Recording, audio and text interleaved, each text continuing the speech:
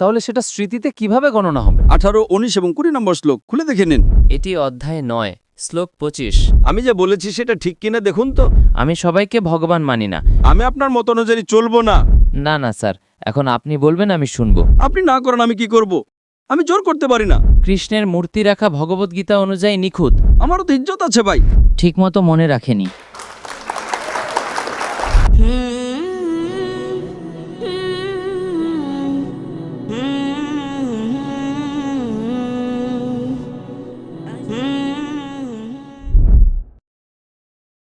আমার নাম লক্ষণ।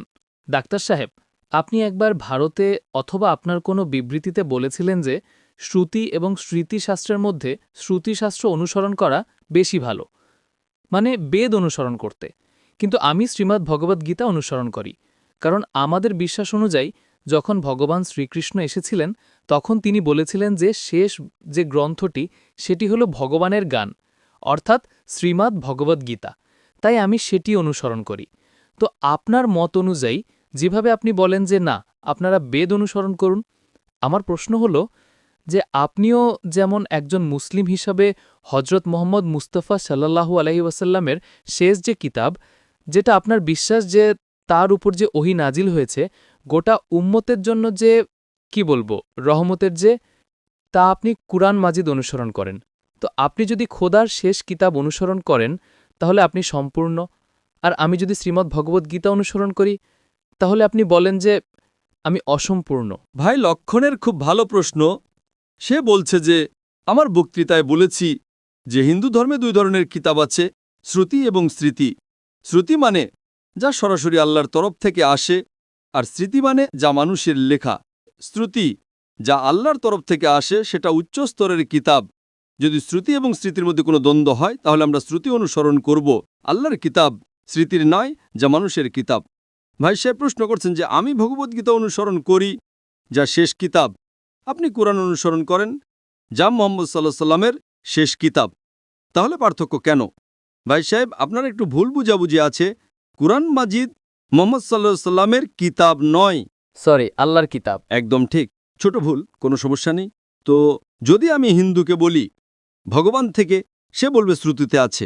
আমরা বলি আল্লাহর বাণী। যদি আল্লাহর কালাম এবং রাসূলের কথায় আমরা যাকে হাদিস বলি কোনো মতবিরোধ হয় তাহলে আমরা কোরআন অনুসরণ করব। সঠিক আল্লাহ রাসূলের কিতাব, হাদিস এবং কোরআনের মধ্যে কখনো কোনো মতবিরোধ হবে না, কিন্তু কখনো কখনো হাদিস দুর্বলও হয়, মিথ্যাও হয়। যদি মতবিরোধ হয় তাহলে সেই হাদিস সঠিক হতে পারে না। তো কিন্তু কোরআন আর হাদিস দুটোই আমাদের অনুসরণ করা উচিত, কিন্তু উচ্চ স্তরে আছে কোরআন। স্যার, যে স্মৃতিশাস্ত্র আছে, স্মৃতির মানে হলো স্মরণ করা, মনে রাখা, ঠিক আছে, যা স্মরণ করা হয়েছে। তো যদি আমি আপনার দৃষ্টিভঙ্গি থেকে কথা বলি তাহলে কুরআন মাজিদ আপনার উপর ওহী হিসেবে এসেছিল, তো তিনি সেটা স্মরণ করতেন, তারপর শোনাতেন। তো আপনিও একভাবে স্মৃতিশাস্ত্র অনুসরণ করেন, এটা আমার প্রশ্ন। আমরা দুটোকেই স্মরণ করি, হাদিসকেও স্মরণ করি, কোরআনকেও স্মরণ করি। কিন্তু স্মরণ করার ক্ষেত্রে আমরা জানি যে কোরআন মাজিদ আল্লাহর কালাম, অনেক উদাহরণ আছে, অনেক প্রমাণ আছে। আমি বক্তৃতা দিয়েছি দ্য কোরআন গডস ওয়ার্ড। স্মরণ আমরা দুটোকেই করি। স্মরণ করার মাধ্যমে যদি প্রমাণ না করতে পারি তাহলে সেটা সঠিক হতে পারে না। সঠিক হাদিসেরও কোনো মুহাদ্দিস আছেন, তিনি বলবেন আমি শুনেছি অমুকের কাছ থেকে, অমুকের কাছ থেকে, অমুকের কাছ থেকে, তারপর যাবে সাহাবীদের কাছে, তারপর যাবে সাহাবীদের কাছে, তারপর যাবে আল্লাহ রাসূলের কাছে। ঠিক তেমনি কোরআন মাজিদও আমি শিখেছি আমার পিতার কাছ থেকে, আমার পিতা শিখেছেন তার উস্তাদের কাছ থেকে, তারপর যাবে সাহাবীদের কাছে, তারপর সাহাবীদের থেকে যাবে আল্লাহ রাসূলের কাছে। আপনি বুঝতে পারছেন, তাই না? তো দুটোরই স্মরণ করার পদ্ধতি একই, কিন্তু একটি আল্লাহর কালাম, আরেকটি রাসূলের কথা এবং রাসূলের আমল, তাকে হাদিস বলে। দুটোর মধ্যে পার্থক্য আছে, দুটোই স্মরণ করা হয়। আপনি বুঝতে পারছেন, তাই না? বুঝতে পারছি। একটি হলো আল্লাহর তরফ থেকে, আরেকটি হলো রাসূলের তরফ থেকে। তো স্যার, একইভাবে আমাদের যে কিতাব শ্রীমদ্ ভাগবত গীতা, সেটাও যেমন আপনার প্রথম অগ্রাধিকার হলো কুরআন মাজিদ, তো একইভাবে আমরাও স্মৃতির মধ্যে যেটিকে শ্রেষ্ঠ মনে করি সেটিকে শ্রীমদ্ ভাগবত গীতা মনে করি। আমি জানি, কিন্তু আপনি কোনো হিন্দু পণ্ডিতকে জিজ্ঞেস করেন শ্রুতি উচ্চতর না স্মৃতি, সে বলবে শ্রুতি। ভগবদ্গীতা যেমন স্যার শ্রুতিশাস্ত্র আসতে পারে, কারণ যদি বেদের মত অনুযায়ী আমাদের শ্রীকৃষ্ণ ভগবানের অবতার, তাহলে ভগবান যখন নিজে ভগবদ্গীতা বলেছেন তাহলে সেটা স্মৃতিতে কিভাবে গণনা হবে? আপনার পণ্ডিতকে জিজ্ঞেস করেন ভগবদ্গীতা মহাভারতের একটা অংশ। ইয়েস, আই নো, আমি প্রভুপাদের অনুসারী। ঠিক আছে, আপনি স্বামী প্রভুপাদের গীতা পড়েছেন, যা তিনি অনুবাদ করেছেন। পড়েছি আমি। তো তিনিও আর আমার তার সাথে শ্রীকৃষ্ণা মিশন ইসকন। ইসকনিয়াস, তার সাথে আমার 1-to-1 বিতর্ক হয়েছে। আমি বিতর্ক করেছিলাম, সরি স্যার।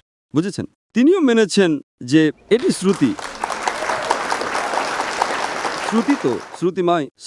তিনি মানতেন স্মৃতি। কিন্তু স্বামী প্রভুপাদ কি বলেন? প্রভুপাদ, ইয়েস। কি বলেন তিনি? ভগবদ্গীতা হলো বেদের অমৃত। ইয়েস। অমৃত, ইয়েস। বেদের অমৃত মানে বেদের নির্যাস। বেদের পাকা ফল। ভাই সাহেব, আপনি কথা বলবেন না আমি কথা বলবো? Sorry sir, sorry. আপনি প্রশ্ন করলেন, জি। আপনি প্রশ্ন করতে দিলাম, জি। উত্তর আমি দিব না আপনি দিবেন? আপনি দেবেন। তো শুনবেন একটু। অবশ্যই। তো স্বামী প্রভুপাদ বলেন, তিনি বলেন যে বেদ যেমন গরু তার দুধ বের করা হয়, সেটা হলো ভগবদ্গীতা। ঠিক? ইয়েস। তিনি বলেন, আমি মানি না মানি সেটা ভিন্ন কথা। তো আমি তাকে বলেছিলাম, একটি হলো শ্রুতি, যা ভগবানের তরফ থেকে, আরেকটি মানুষের লেখা কিতাব। ভগবানের কিতাবের নির্যাস যদি একজন মানুষ লেখে, তাহলে কি তা ভগবানের কিতাবের চেয়ে ভালো হতে পারে? আর উত্তর হলো না। না, একদমই না। যদি ভগবানের কিতাব কোরআন মাজিদ হয়, একজন মানুষ সেটাকে সংক্ষিপ্ত করে লিখবে, কোরআনের 1%ও নয়, যে অনুবাদ সেটা মানুষের তরফ থেকে। কোরআন হলো বিশ্বের সবচেয়ে অনুবাদযোগ্য কিতাব, কারণ কোরআনে তো মহান কিতাব যে মানুষ যখন অনুবাদ করে তখন তা চেষ্টা করে তার একটা আভাস দিতে। তো কেউ এটা বলতে পারে না যে কোরআনের অনুবাদ কোরআনের চেয়ে ভালো, তা হতেই পারে না। তো যখন আমার বিতর্ক হলো, ইসকনের সেই লোক বলল, ডাক্তার সাহেব আপনি একদম ঠিক বলছেন, কিন্তু এটা আমাদের বিশ্বাস। তো আমি তাকে বললাম, যদি বেদ ভগবদ্গীতার সাথে সাংঘর্ষিক হয় তাহলে কিসে মানবেন? বেদে মানা উচিত আপনার, সাংঘর্ষিক না হলে আলাদা কথা। আপনি বুঝতে পারছেন? তো বেদ হলো সর্বোচ্চ কিতাব, সবচেয়ে উঁচু কিতাব বেদ। বেদের পরে আসে উপনিষদ। স্মৃতির মধ্যে সবচেয়ে উঁচু হলো ভগবদ্গীতা। স্মৃতিতে, কিন্তু শ্রুতি থেকে উঁচু নয়। যদি কিছু লোক শ্রুতিকে উঁচু মনে করে, সেটা তাদের ভুল বোঝাবুঝি। আমি কি করব? আপনি বুঝতে পারছেন? যদি কেউ ভুল বোঝো তোকে মানে আমি কি করব? এটা হলো হিন্দু পণ্ডিতদের কথা, আমার কথা নয়। তো একজন মানুষ ভুল ভাবে, সেটা তার ভাবনা। আপনি বুঝলেন? আপনি শ্রুতিতে মানেন, ভগবদ্গীতায় মানেন বা বেদে মানেন। ভগবদ্গীতাতেও লেখা আছে 6ষ্ঠ অধ্যায় 20 নম্বর শ্লোকে, যারা জাগতিক জিনিসপত্রের সাথে জড়িত তারা অর্ধদেবতাদের পূজা করে। 7ম অধ্যায় 18, 19 এবং 20 নম্বর শ্লোক খুলে দেখে নিন। হ্যাঁ, আপনার প্রভুপাদের অনুবাদেতেই।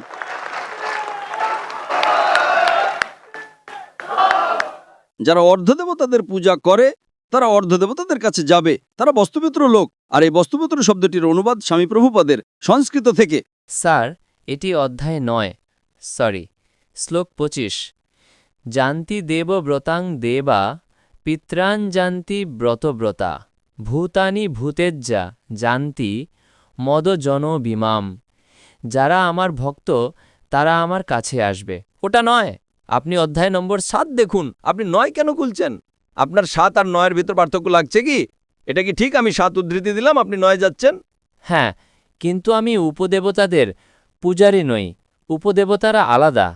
আমি আপনাকে কোথায় বললাম? আমি যে বলেছি সেটা ঠিক কিনা দেখুন তো। হ্যাঁ, একদম সঠিক। তাহলে কেন আপনি লোকদের অন্যদিকে নিয়ে যাচ্ছেন? না না স্যার। ভাই লক্ষণ, অন্তত সত্যের সঙ্গত দিন। আমি অধ্যায় নম্বর 7 থেকে উদ্ধৃতি দিচ্ছি আর আপনি বলছেন অধ্যায় নম্বর 9। আমার কাছে কোনো বই নেই, আমি মস্তিষ্ক থেকে বলছি, ঠিক তো? তো আমি যদি 7 থেকে উদ্ধৃতি দিই আর আপনি আমাকে না না ডক্টর সাহেব অধ্যায় নম্বর 9। আরে ভাই, আমিও ভগবদ্গীতার ছাত্র, ঠিক তো? ঠিক আছে। আমি স্বামী প্রভুপাদ নই, কিন্তু আমিও তো ছাত্র, তাই না? আমি ছাত্র কি না? হ্যাঁ, সেটাই, আমি আমার মস্তিষ্ক থেকে উদ্ধৃতি দিচ্ছি, ঠিক তো? আমি যখন অধ্যায় 7 থেকে উদ্ধৃতি দিচ্ছি তখন আপনি অধ্যায় 9-এ কেন যাচ্ছেন? আমার মনে হয়েছিল যে আপনি ওই শ্লোকটি উদ্ধৃত করেছেন যে যারা ভূতের পূজা করে তারা ভূতের কাছে যাবে। পিতৃপুরুষদের পূজা ঠিক, যন্তি দেবব্রতাং দেবা, পিত্রান যন্তি ব্রতব্রতা, ভূতিনি জানতি ভূতেজ্জা জানতি মদজন বিমাম। তো যারা আমার ভক্ত তারা আমার কাছে আসবে। একদম ঠিক। তাই আমরা ভূত না প্রেত না কি বলে যে পিতৃপুরুষরা আছেন, আমার পূর্বপুরুষরা, তাদের পূজা না করে এবং উপদেবতাদেরও পূজা না করে যা ভগবদ্গীতা বলে কৃষ্ণের পূজা করি। তাহলে আপনি মানেন যে মূর্তি পূজা ভুল, মানেন আপনি? না, কৃষ্ণের মূর্তি রাখা ভগবদ্গীতা অনুযায়ী নিখুঁত। অধ্যায় 12 যখন অর্জুন জিজ্ঞাসা করলেন যে আমি কার পূজা করব, তখন ভগবান অধ্যায় 12 দ্বিতীয় শ্লোকে বলেছেন যে যদি কেউ আমার সাকার রূপের পূজা করে তাহলে সে আমার অত্যন্ত প্রিয়, তাই আমি ভগবদ্গীতা অনুসরণ করি। তার মানে ভগবদ্গীতাতে বৈপরীত্য আছে। এখনই আপনি বললেন যে ভগবদ্গীতায় লেখা আছে মূর্তি পূজা খারাপ। আমি বলিনি স্যার। আরে আপনার স্বামী প্রভুপাদ বলেছেন। উপদেবতাদের পূজা করা বুদ্ধিহীন মানুষের কাজ। আমি উপদেবতাদের অনুসরণ করছি না, দুঃখিত। আমি শুধু কৃষ্ণকে অনুসরণ করি। একশ্বরবাদ, বহু ঈশ্বরবাদ নয়। আমি সবাইকে ভগবান মানি না, শুধু একজনকে মানি। আপনি যদি ডেমিগডের নিচে পাট্টিকায় পড়েন সেখানে লেখা আছে মূর্তি পূজাও। হ্যাঁ, তো আমি তো উপদেবতাদের পূজা করি না। মূর্তির পূজা করেন কি না? মূর্তির কথা অনুযায়ী আপনার মতে মূর্তি হলো একটি আকৃতি তৈরি করা, কিন্তু আমার মতে আদর্শ হলো কৃষ্ণ। আমি আপনার মত অনুযায়ী চলবো না। আমি শুধু জিজ্ঞেস করছি, আমরা এখন বিতর্ক করছি না, ঠিক তো? এটা বিতর্কের সময় নয়। আচ্ছা স্যার, সরি। আপনি যদি মাঝে হস্তক্ষেপ না করেন তাহলে লোকেরা বুঝবে। ঠিক আছে। আপনি কি মানেন যে ডেমিগডকে পূজা করা আপনি করেন? আমি কথায় পাচ্ছি কেন? আমি কি করছি? আমি ডেমিগডসদের পূজা করি না।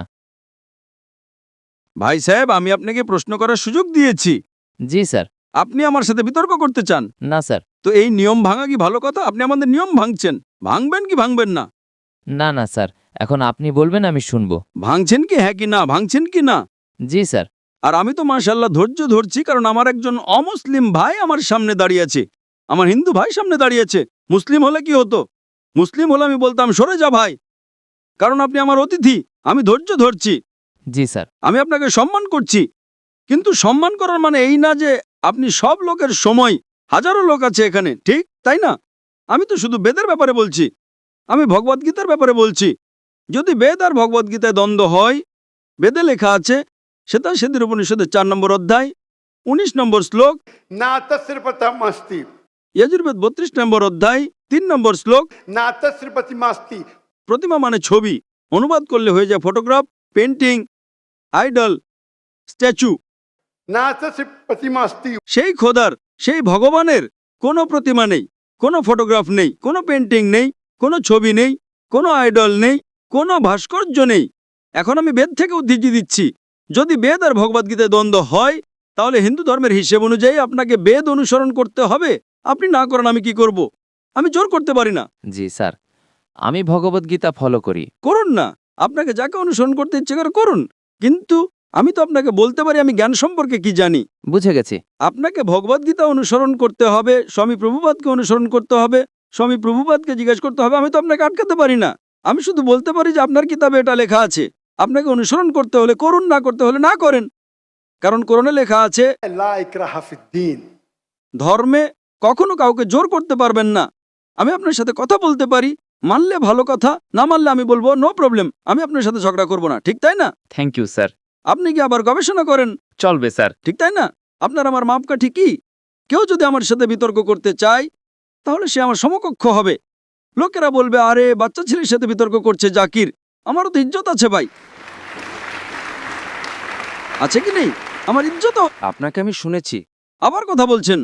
আপনার শ্রী শ্রী রবিশঙ্কর, শ্রী শ্রী রবিশঙ্কর, লাখো লোক তাকে ভগবান মানে, জানেন আপনি?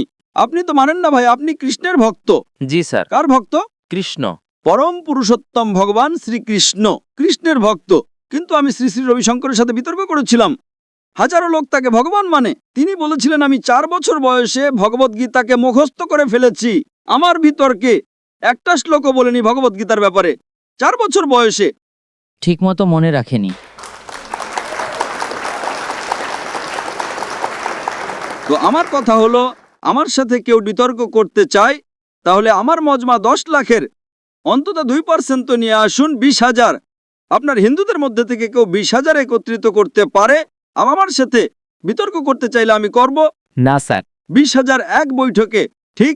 আর অনেক হিন্দু আছে, আপনার সদ্গুরু জাগ্গি বাসুদেব, আপনার রামদেব বাবা, আপনার শ্রী শ্রী রবিশঙ্কর, তাদেরকে $1 মিলিয়ন দিলেও তারা আমার সাথে বিতর্ক করবে না। তিনি তো ভুল করে ফেলেছিলেন শ্রী শ্রী রবিশঙ্কর, আর এখন অনুতপ্ত।